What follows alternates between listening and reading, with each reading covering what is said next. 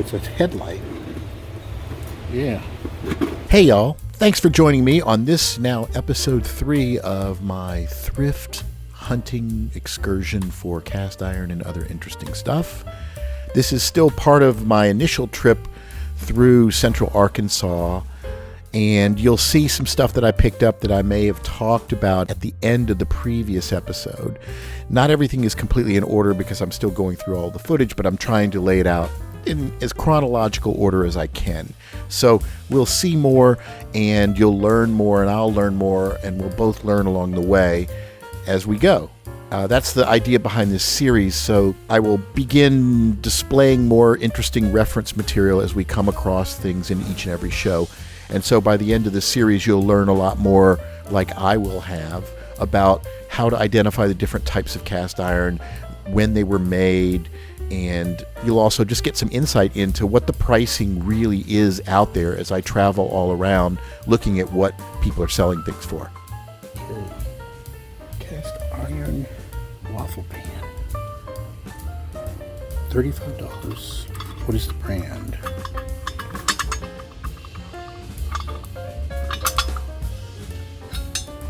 Oh, when it's broken, look at that. Apparently these things are very common to be broken and repaired. Oh, another interesting thing is, obviously, over the course of this time period, I found myself in so many different thrift stores and flea markets and antique shops that I started just to become a little bit jaded, and it became like a hunt to see what I call the thrift store tropes, the cliches that seem to be present in every thrift store and flea market. And so I was entertaining myself keeping track of them, and you'll see me make reference to them over the course of the series. There's just definitely recurring themes that you see in all of these thrift stores. I'm going to make a bingo card or something, and we'll fill it out in future episodes to see how quickly we can hit bingo. Same old stuff, but very well decorated.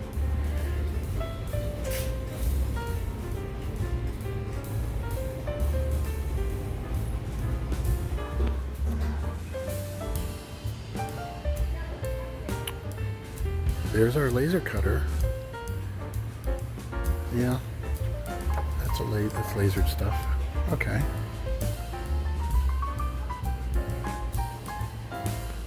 It's better with a dog. If all else fails, hug the dog. Wagmore Barkless. This is the dog emporium.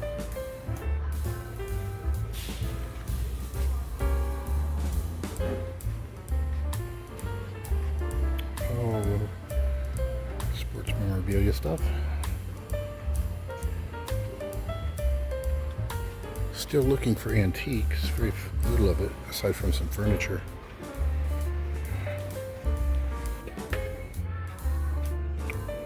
This is my kind of booth.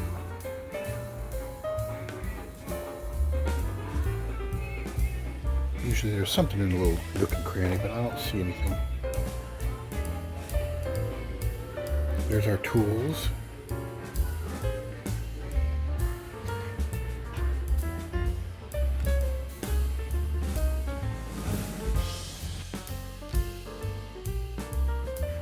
Have we found our beanies yet? There's always a booth with overpriced beanies. Ah, there we go. How overpriced are they? $5? Okay. That's about what they cost new.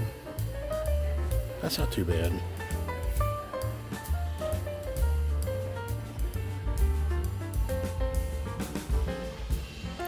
Look at the cat in the hat. That's pretty cool now. What do you think that's cost? $6.50. I'd say that's a pretty darn cool little. That's worth $6.50.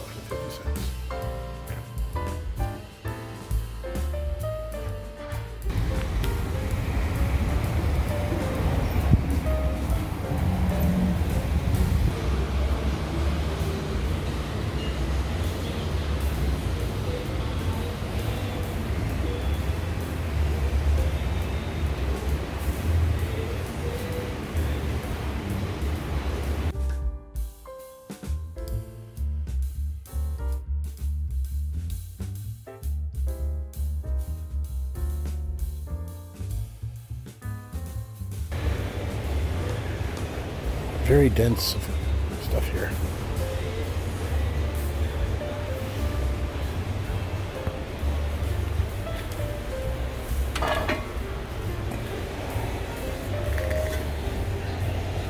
Three-notch lodge.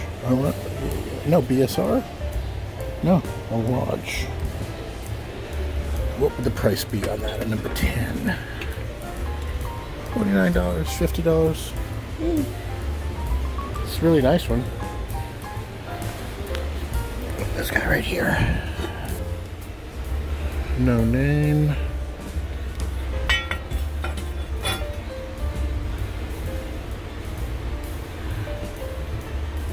$14.99. I can't see. The tags floating around. $14.99. An old field telephone. Oh, look at that. That is cool.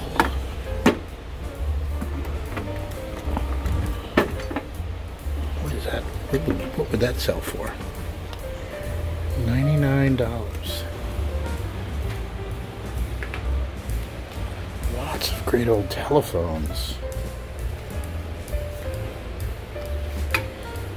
Neat but broken.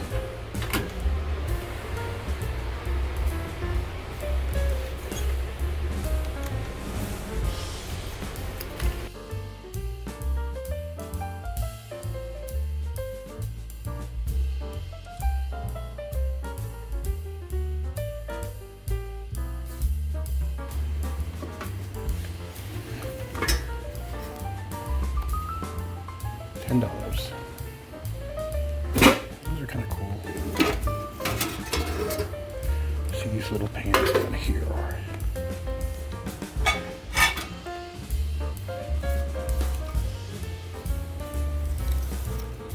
Taiwan. Oh, BSR number 3. This is going to be the Century Series.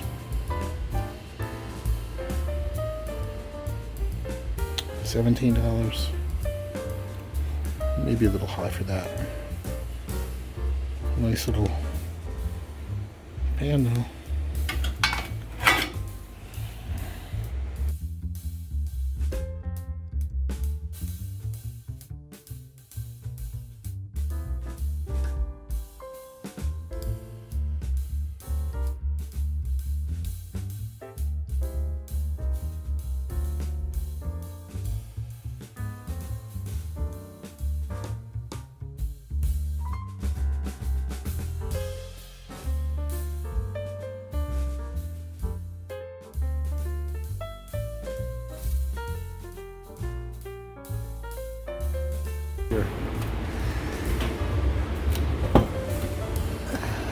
$85 at Griswold.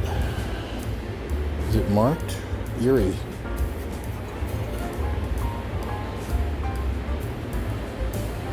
Ooh, that's nice.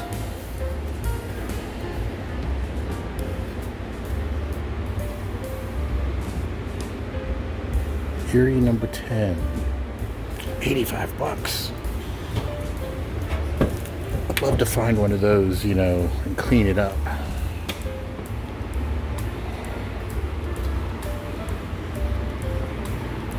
I guess you're not going to find something undiscovered here.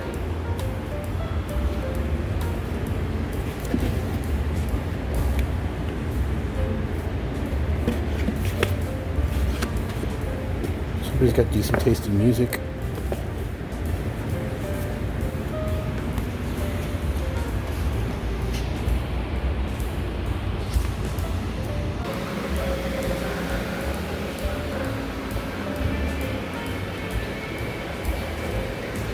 Very fancy.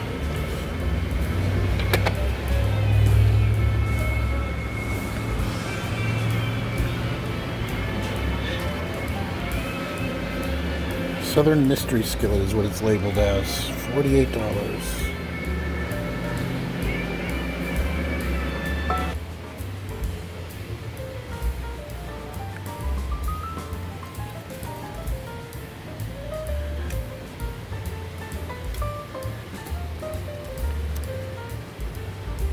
Or number 3. I'm never going to find a number 4. Look how beautiful that is.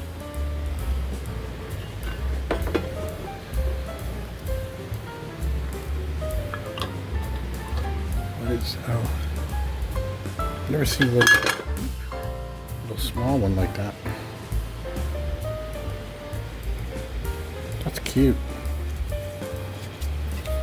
That might be worth getting.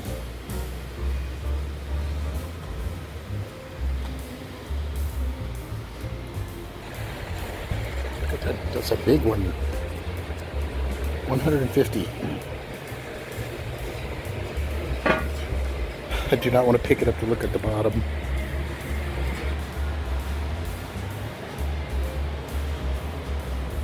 Quite a lot of density of stuff here.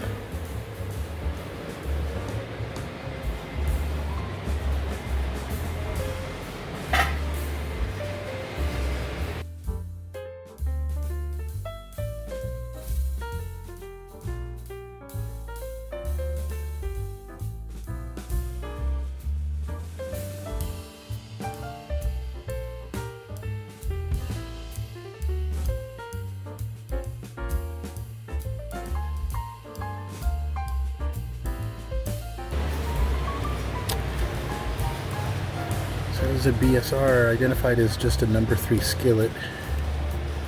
That's the Century Series. Number 9 griddle, $120. Number 3-notch Lodge, number 7. Another old 3-notch Lodge, guess number 3. Oh, look at all the crud on that. What's the price? $7. That might clean up, you never know.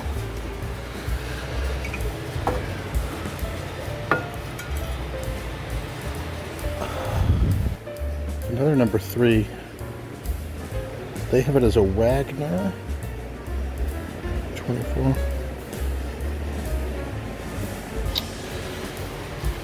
Too bad. Your BSR, number 8, 3-notch Lodge, and number 7 up there. Let's take a look at that one. Is it BSR? Yes, BSR Century. What's the price on it? $39. Really beautiful condition. I guess that's the second one I've seen today.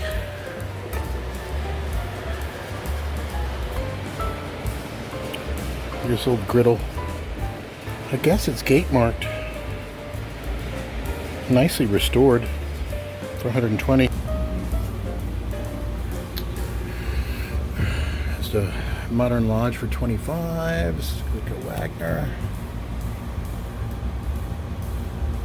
$20. That might be more modern. Made in Taiwan. Okay, another Modern Lodge. The BSR there.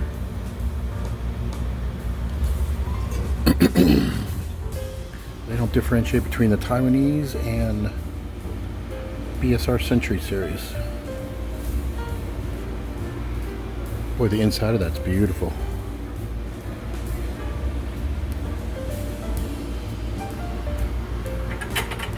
That one is probably worth $20. I don't know about any of these others. Let's see what this one is.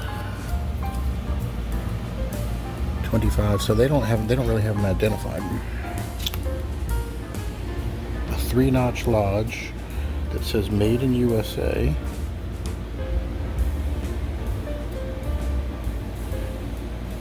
$8.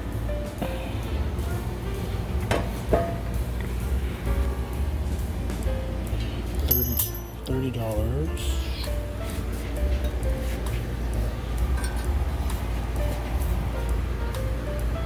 Cast in Knightsville something.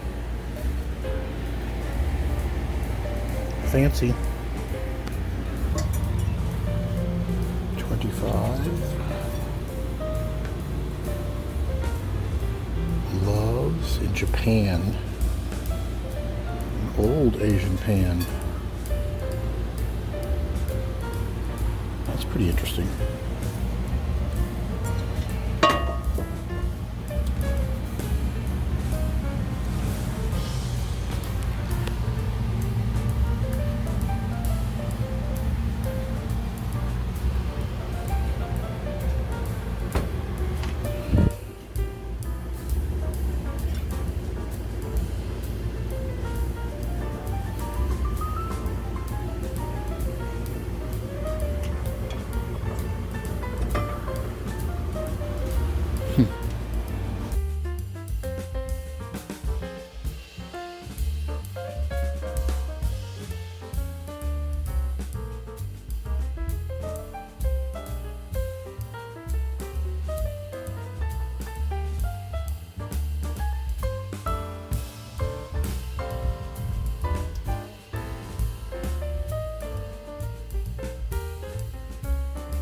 Well, there it is.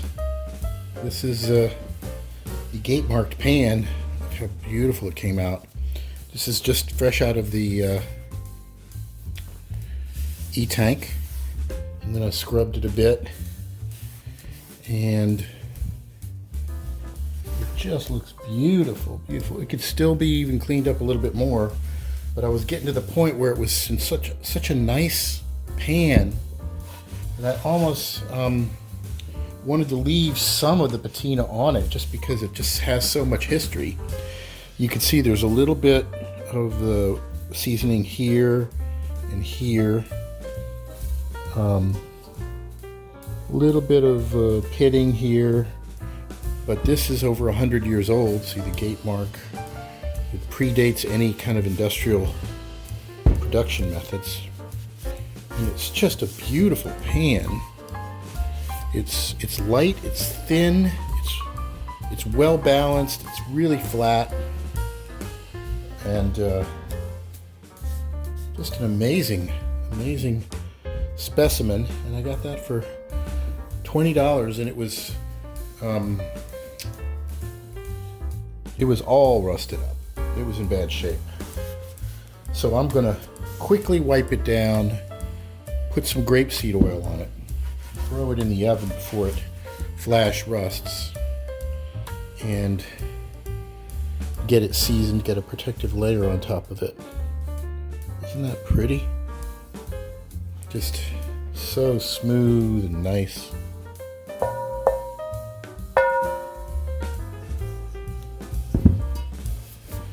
So that was a really cool find, and I didn't expect to have it come out so nice. It's no cracks or anything. Obviously it shows its age, but it's a really beautiful pan. A real part of history. So when you see this next, it'll be seasoned. Alright, we're going to zip ahead into the future and show you. Here is the pan that I was just talking about. The gate marked pan, now that I've got it all nicely seasoned, just came out really beautifully. I'm looking forward to doing a lot of cooking and fiddling around with it and all of that. But I wanted to talk, before I get too further into this series, of why. Why would anybody be into cast iron? What's the big deal about it? Are you obsessed? Is there something wrong with you? And I'll just answer for me what I like about this and why I'm doing it. And maybe you'll have a different answer. Feel free to share it in the comments.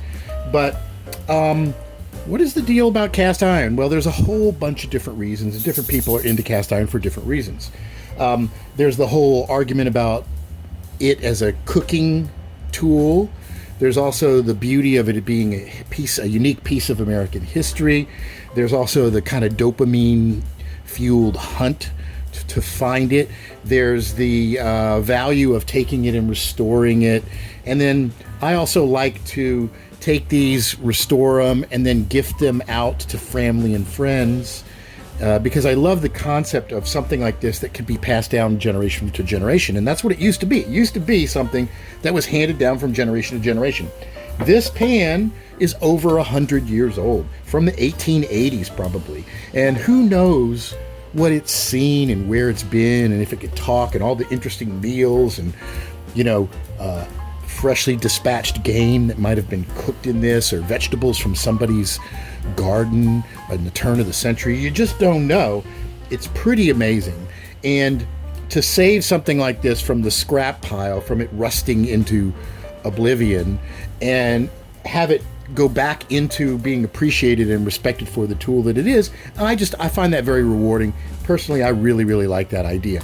There's also the high-end collectible market where you've got, these Griswolds, which are pretty valuable. And this is a number 4, which is a very rare size. This is a pricey piece of cast iron. And as you watch in the series, you'll find how I discover these and how I get them, and what to look for, what are the ones you want, what are the ones that aren't. It just depends. Everybody has different kinds of ideas as to whether or not you're in it trying to make some money, or you're in it because you just really like it. I will preface everything with saying this is not a big money-making field. Sure, there are some pieces of cast iron that can fetch thousands of dollars, but your likelihood of finding them is very, very slim. It's just like any collectible market. You can collect stamps and comic books and coins, but the ones that are super duper valuable, it's like winning the lottery, finding them. Not to say you shouldn't look, absolutely, by all means. And this series hopefully will educate you so that you might be able to not miss one of those opportunities if they present themselves. So, to me, what I really like is I love, I work in the tech industry, so all my daily stuff is just brainy stuff, programming and engineering.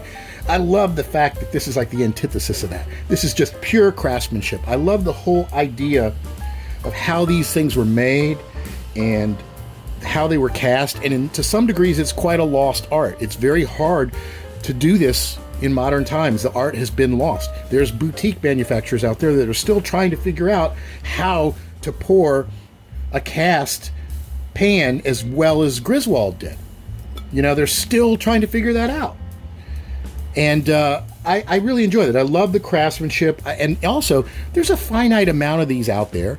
They're accessible. They're all over the place. So it's a fun thing to collect. It's not super expensive.